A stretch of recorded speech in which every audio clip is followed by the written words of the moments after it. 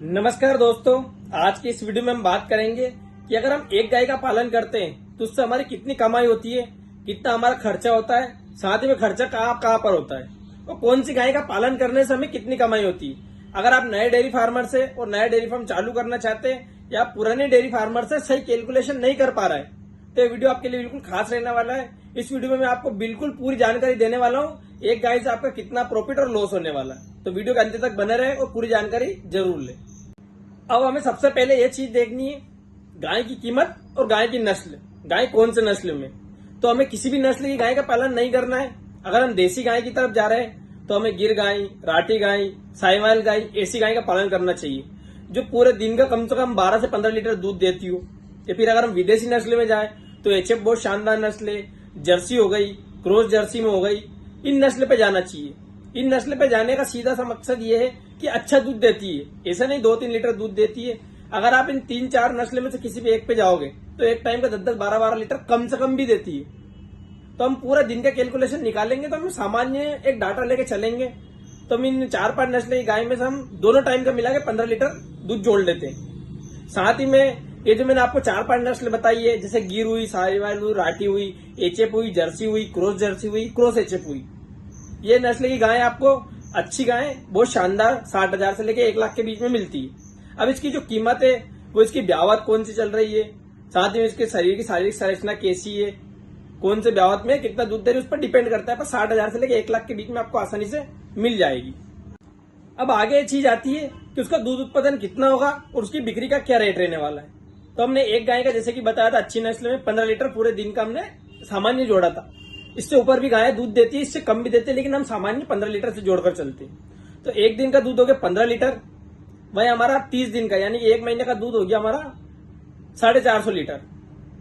अब 450 लीटर में गाय नॉर्मली दूध देती है अपना 9-10 महीने दूध।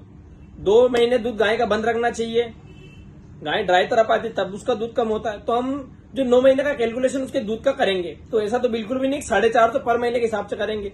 गाय ड्राई की तरफ भी जाएगी तो हर महीने उसका दूध भी कम होगा। जैसे पहले महीने में 450 दे दिया उसने 450 लीटर दूध, दूसरे महीने में 450 लीटर दूध दे दिया, तीसरे महीने में थोड़ा डाउन हो गई 400 लीटर दूध हो गया, 5वें महीने में 400, 6वें महीने में 300, ऐसा करते करते उसका दूध घटते घटते हम उसके पूरी ब्यावत का दूध मान लेते 3,000 लीटर दूध, जो कि अच्छी नस्ल की गाय देती भी है। हालांकि इससे अधिक भी दूध देती है, लेकिन सामान्य रूप से हम जोड़ते हैं तो एक दिन का उसका 15 लीटर दूध है और अपनी पूरी ब्यावत में 3,000 लीटर दूध दे सकती है। जो गाय एक दिन में अगर 15 लीटर दूध देगी तो पूरी ब्यावत में 3,000 लीटर दूध उसका हो जाएगा। उसके बाद गाय का जो दूध है वो पूरे साल का हमने 3,000 लीटर जोड़ लिया। अब दूध की जब बिक्री की बात आती है तो कीमत अलग अलग रहती है इसकी। जैसे आप किसी डेयरी संस्था पे दोगे तो उसकी कीमत कम है, रिटेल में मार्केट में बेचोगे तो रेट अधिक है। लेकिन इसके अगर एवरेज हम रेट की बात करें तो गाय का दूध अभी के टाइम पे 35 रुपए लीटर में पड़ता है, चाहे आप कहीं पे भी दे दो उसको, तो 35 रुपए लीटर के हिसाब से हम जोड़ते हैं। तो हमारा जो 1 महीने का 450 लीटर दूध है उसको हम पूरे ब्यावत में काउंट करके 3,000 लीटर हमने माना। अब उसको हम 35 रुपए लीटर के हिसाब से जोड़ते हैं। तो हम कैलकुलेशन करते हैं 3,000 लीटर इंटू 35, तो यह दूध होता है हमारा 1,05,000 का, जो कि पूरे साल का है। पूरे साल मतलब एक गाय अपनी पूरे ब्यावत में कितना दूध देगी, तो देगी 1,05,000 का दूध। अब ऐसा तो बिल्कुल भी नहीं है कि सारा पैसा जो भी दूध से मिलेगा वो हमारी जेब में जाने वाला है, इसमें खर्चा भी होगा तो वो भी जोड़ना जरूरी है।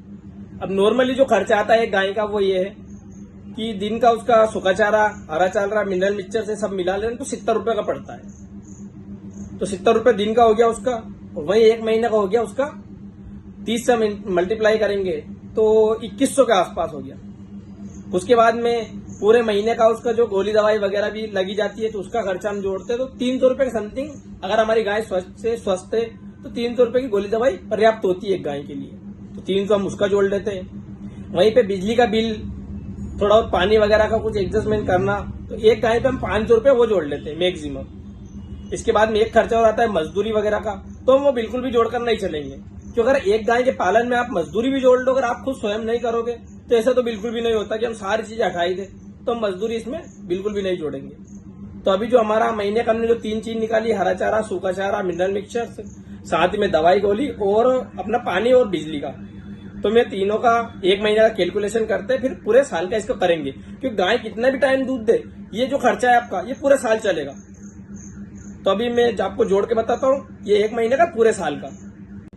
तो जैसे कि 2100, 300, 500 हमने अलग अलग इनके जोड़े महीने के, तो लगभग होता है 2900, लेकिन हम राउंड फिगर में उसको 3000 कर लेते हैं। अब ये 3000 का हमने राउंड फिगर में कर लिया, तो एक महीने का है ये एक गाय पर। अब ये 12 महीने में जाएगा तो ये 36,000 का हो जाता है। 12 36, ये तीनों का, ये पूरे साल भर का हो जाता है। इसमें अब गाय दूध दे या ना दे, ये चीज तो आपको खिलानी पड़ेगी। अब इसमें एक खर्चा और ऐड होता है, वो ये कि अगर दुधारू गाय है, जैसे कि हमने दुधारू गाय का ही जोड़ा, तो उसका एक खर्चा और रहता है पशु आहार का। तो एक 15 लीटर गाय जो दिन की दूध देती है, उस पर पशु आहार का खर्चा हमारा कम से कम 150 से 200 रुपए का आता है। तो हम वो एक महीने का भी जोड़ते हैं, पूरे साल का भी जोड़ते हैं। अब पशु आहार में एक चीज है, पूरे साल का नहीं जुड़ेगा, उसमें जुड़ेगा जैसे कि गाय कितने टाइम दूध दे रही है। जैसे हमने 9 महीने का दूध का गाय का कैलकुलेशन किया, अब उसमें स्टार्टिंग में हम गाय दूध ज्यादा देते हैं, बाद में कम देती है तो कम देते हैं। लेकिन मैं फिर भी आपको एक एवरेज जोड़ के बता देता हूँ कि उसकी पूरी बात में आप उसको कितने का पशु आहार खिला सकते हैं। तो एक गाय को आप जो पशु आहार दोगे वो ऐसा है कि आप दिन का मान लो उसको 150 से 200 का दे रहे हैं, तो आप पहले महीने में इतना दोगे, दूसरे महीने में इतना दोगे, तीसरे महीने में इतना दोगे, चौथे, पांचवें, छठे महीने में जब वो दूध कम होगी उस टाइम उसका पशु आहार दूध के क्वांटिटी के हिसाब से दिया जाता है। तो पूरा मानते हैं कि एक गाय को आप जो 15 लीटर दूध देती है, पूरी बात में 3000 लीटर दूध देती है, उसको आप 30,000 से 35,000 का पशु आहार खिला देते हैं। तो हम जोड़ लेते हैं पशु आहार का 35,000 का पशु आहार आपने उसको खिला दिया है। तो अभी हमारा जो दूध की इनकम थी 1,05,000, उसमें हमारा क्या क्या खर्चा माइनस हो गया, चारे का, मिनरल मिक्सचर्स का, वो गोली दवाई का, बिजली का बिल इनका, तो वो था हमारा 36,000 रुपए, वो 35,000 रुपए हमारा पशु आहार का हो गया। तो हम दोनों खर्चे को भी जोड़ देते हैं। अब इसमें एक चीज और है कि इसमें एक्स्ट्रा इनकम भी होती है। अब एक्स्ट्रा इनकम कैसे, गाय गोबर भी करेगी जिसको आप खाद के रूप में बेच सकते हैं, जैविक खाद बना सकते हैं, लेकिन कुछ भी ना करे, गोबर का ही हमें जोड़ते मोटा मोटा। और एक चीज और, गाय बछड़ी देगी तो भी आपके काम की चीज, तो उसमें भी आपका फायदा है। तो हमें दोनों का मिला के, क्योंकि ये इनकम में आता है, और अगर आप डेयरी फार्मर से और सफल डेयरी फार्मर्स बनना चाहते हैं तो इन छोटी छोटी चीजों से भी आपको इनकम करना पड़ेगी। तो इसलिए हम इसकी इनकम भी जोड़ते हैं। तो हम गोबर का पूरे साल का प्लस वो जो बछड़ा होगा उसका मोटा मोटा ज्यादा नहीं जोड़ते, दोनों का मिला के 20,000 की आपकी एक्स्ट्रा इनकम वो हो जाती है। तो अब मैं आपको पूरा कैलकुलेशन बताता हूँ। मैंने आपको दूध का बताया, खर्चे का बताया, साथ ही में जो एक्स्ट्रा इनकम है वो चीज भी बताई। थोड़ा बहुत और खर्चा वगैरह जो भी होता है सब एडजस्टमेंट इसमें हो जाता है, क्योंकि हमने बहुत चीज की कम कटौती करी और बहुत चीज को ज्यादा नहीं जोड़ा। तो अब हमारी चलो इनकम का जोड़ते हैं हम। तो हमारा पूरा एक ब्यावत का 12 महीने का जो दूध है एक गाय से वो गया 1,05,000 का। वही हमारा जो अन्य इनकम थी गोबर और बछड़ा वो हमने जोड़ा 20,000। तो हम दोनों को मिलाते तो हमारी जो टोटल इनकम जो है वो आ जाती है हमारी 1,05,000 प्लस 20,000, तो हो गई हमारी 1,25,000। मतलब हम पूरे साल में एक गाय से 1,25,000 की इनकम करते हैं। अब इसमें से हम खर्चा हटा देते हैं। तो हमारा पहला खर्चा था 1,25,000 में हटाते, तो पहला जो खर्चा था हमारा वो था कि 36,000 रुपए, जिसमें हमने चारा वारा मिनरल मिक्सचर से ले लिया था। अब दूसरा जो खर्चा हमारा है वो हमारा पशु आहार का था, तो वो था 35,000। तो एक हो गया 36,000, दूसरा हो गया हमारा 35,000। अब हम हमारी जो नेट इनकम है उसमें से दोनों खर्चे और हटा देते हैं। तो जब हम 1,25,000 में से 36,000 और 35,000 हटाते हैं तो हमारा जो नेट बच के आता है वो आता है 54,000 रुपए। अब इसमें से कुछ चीजें और कट जाती है, जैसे कभी मान लो गाय थोड़ी बीमार हो गई या हम दूध बेचने के लिए हमें ट्रांसपोर्ट के लिए बाइक में पेट्रोल वगैरह चाहिए, और बाकी भी चीजें मिला के हम 4,000 रुपए की कटिंग और कर देते हैं, 4,000 रुपए और हटा देते हैं, तो बचता है हमारा 50,000 रुपए। तो एक गाय से हमें सूखी 50,000 रुपए की इनकम होती है। अब एक चीज और आपको ये देखना है कि जब डेयरी फार्म पे हम बात करते हैं तो एक गाय का पालन बिल्कुल नहीं करते, लेकिन हमने शुद्ध इनकम जानने के लिए हमने एक गाय का कैलकुलेशन करा है। जब आप गाय बढ़ाते हैं जैसे 2, 4, 5, 10, 15, 20, 50, तब आपकी जो खर्चा है वो धीरे धीरे कम होता जाता है।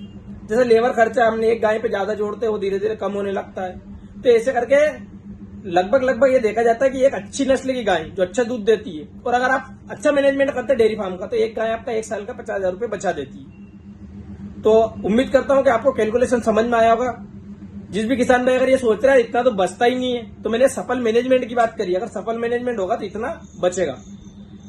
आगे भी मैं डेयरी फार्म के बारे में आपको अच्छी अच्छी जानकारी देता रहूंगा, तो चैनल के साथ हमेशा बना रहे और हमसे सीखते रहे कि डेयरी फार्मिंग में कैसे प्रॉफिट लेना है और कैसे हमें मैनेजमेंट करना है। जब जो भी किसान भाई के दिमाग में कोई कंफ्यूजन हो, सवाल हो, तो कमेंट बॉक्स में मुझसे पूछ भी सकते हैं, बिल्कुल आंसर करूंगा मैं आपका। तो उम्मीद करता हूँ कि आपको एक समझ में आया होगा कि एक गाय से कितना हमें साल का इनकम हो सकती है।